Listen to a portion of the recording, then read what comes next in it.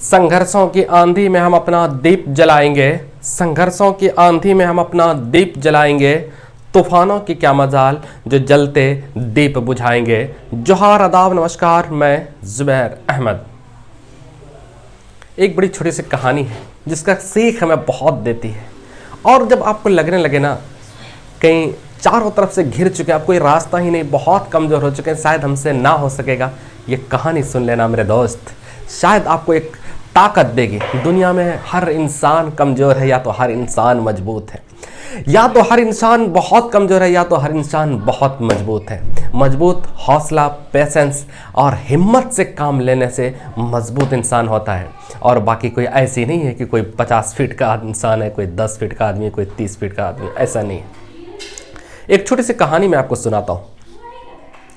एक बार एक रेस्टोरेंट में बहुत भीड़ थी, बहुत भीड़ रहती थी, बहुत, हमेशा भीड़, जब जाओ तब भीड़ लगी ही रहती थी।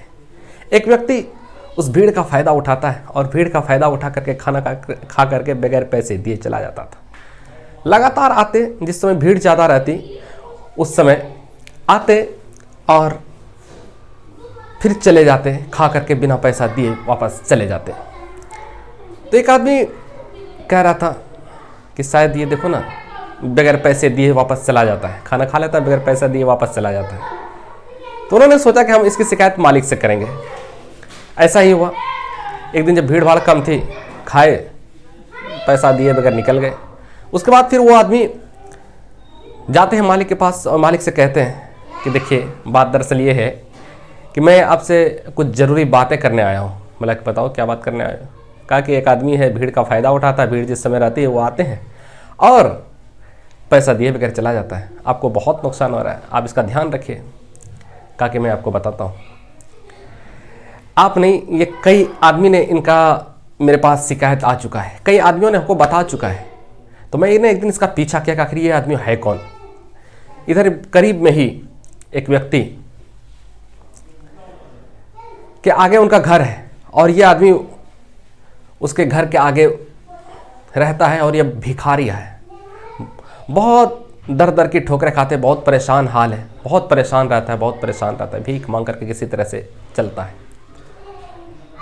और यहाँ जो आता है तो मैं खाना खिला करके वो भी देखता हूँ, मैं भी खुद देखता हूँ। खाना खाने के लिए आता है और वो चला जाता, पैसे दिए बगैर चला जाता है, वो भी मैं देखता हूँ।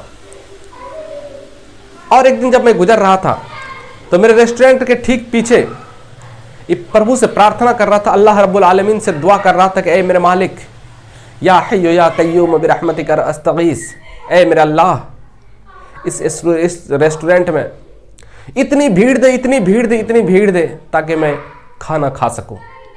और आज जो भीड़ देख रहे हो, ये भीड़ इन्हीं फ़कीर, इन्हीं गरीब, इन्हीं भिखारी का दुआ की वजह से मेरे रेस्टोरेंट में भीड़ है।